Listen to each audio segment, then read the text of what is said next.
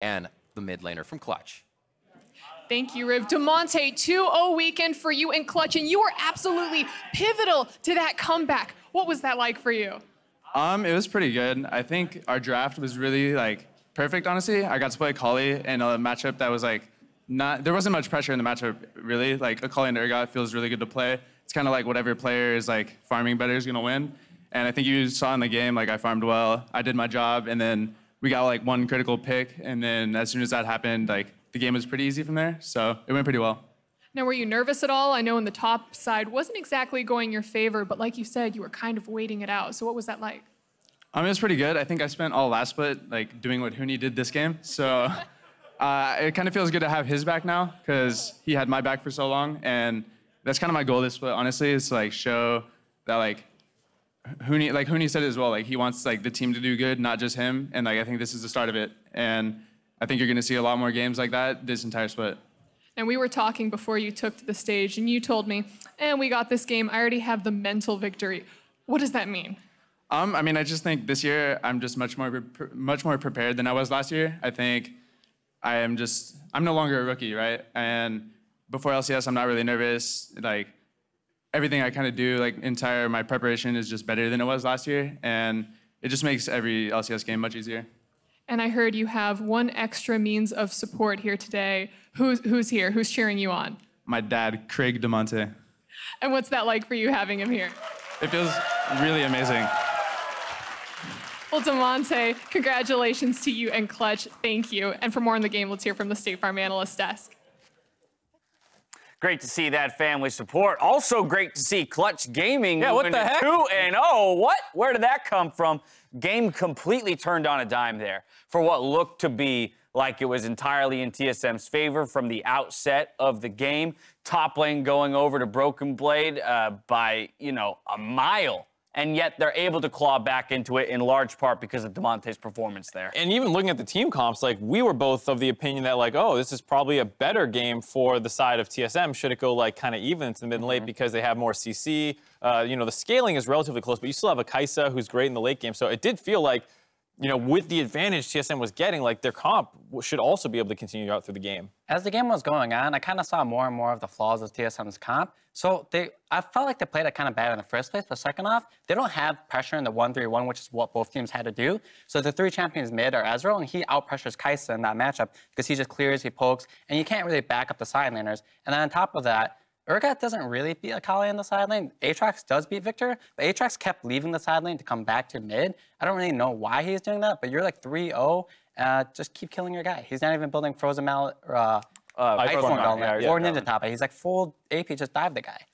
Yeah, I don't know why I understand wanting to put your resources elsewhere on the map and continue the snowball, but they were very bad about doing that. He lost his ult in a trade versus Akali in the middle of the map, right. 20 minutes into the game. And that might be some of that inexperience showing, right? This is one of the youngest guys on the roster. He finds himself in the carry position, the guy with the gold on the team, and therefore might feel like he has to do something with it, when in reality, we just want to see him do more of the same, keep winning that harder, instead of necessarily trying to stretch that lead elsewhere. But I do want to dive to the big turning point in this game where Clutch turns it all around. A massive ace in the Barren River here. Right, so this fight starts off really well for TSM, actually. They got a pick, but now you have to watch Sven during this fight. He gets Lyra super low, gets baited by the stopwatch, and just dies. Now, no one has an answer to Akali, since the only person that can kill Akali is Sven. But now he's dead, but DeMonte just cleans up.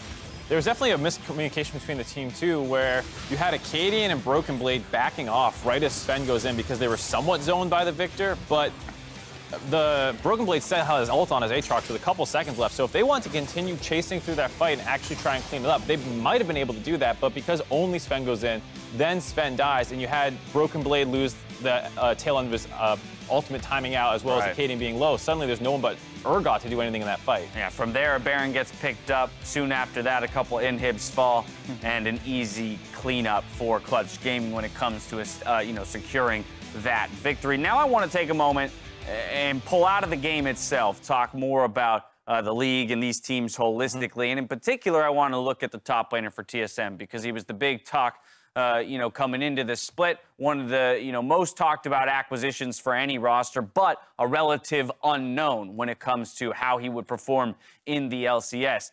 1-1 is his record coming out of the weekend, but as was mentioned, he had a big solo kill on Sunday yesterday, even bigger solo kills on Huni today, and those are no slouches of opponents.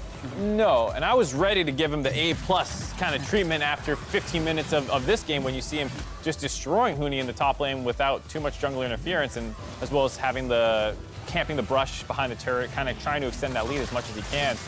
But then after these kills started coming in, he wasn't really able to convert that lead over the rest of the map quite like you see other truly, top teams do. Right, but something good to note is that, having the base mechanics to be able to win the sign onto Victor matchup and then beat the Aatrox into Victor as well, he knows how to play tanks, he knows how to play bruiser champions. So it's easy to teach someone how to play the game, once you can get a lead, but it's hard to teach someone how to get a lead. But it shows that he can get it. Now all they have to teach him is a bit more about macro play, 1v3, or 1-3-1s, and team play. So. Right, the foundation is there, the individual talent is there. Now, how do I take that individual talent and fit it into my team, my TSM? That's what is still left to be figured out for this squad. Yeah, and super optimistic, looking forward to the rest of the season, seeing this guy play.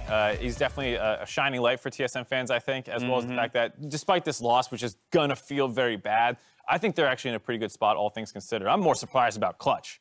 Right. I did not think that they would go 2-0 this week. Let's talk about that then. A surprising 2-0 for Clutch. I mean, I think a lot of people have this team in the bottom 4, 7 through 10 positions in terms of preseason power rankings. A 2-0 start's got to feel really good. How do you feel about their prospects?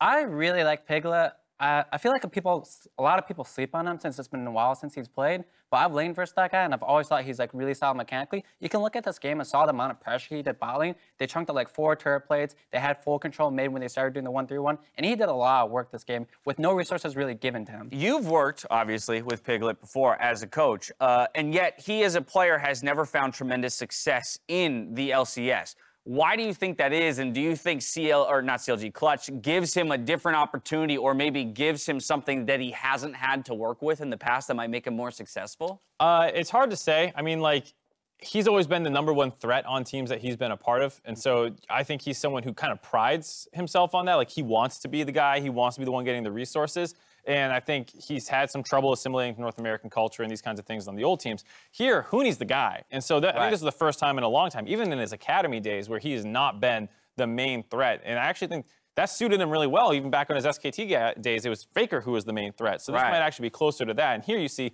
Huni fall behind, Huni get blown up. This is what everyone who's talking about Clutch is concerned about, how volatile they should be. And then Piglet kind of ends up being the rock, along with Demonte. We should include that Demonte had a great game, too. Yeah, very much so. High final point. Right, so maybe it's been a while since he's played, right? Historically speaking, he's had some issues outside of the game that would affect the gameplay, but he's probably grown up since a lot then. He has 2 Koreans on the team as well to help him make him feel even more comfortable, and he's working with Demonte. Demonte's a young rookie, and he's really easy to work with. I've actually played on a team with him for a little bit, on C9 Academy, and he's really great to work with. So I imagine the entire team is gelling really together, and that's something that's important, honestly.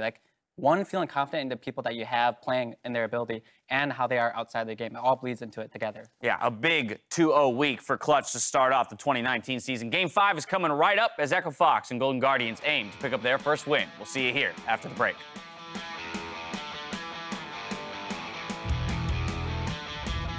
By killing here, it's gonna be a solo. Comes out, throws down the World Thunder. He can get the kill on Huni, but he gets stopped up. One more Dark and Blade to come in, but he uses the up roll dash. Nice, kill him. Kill. Nice. Well played, bro. You too, man.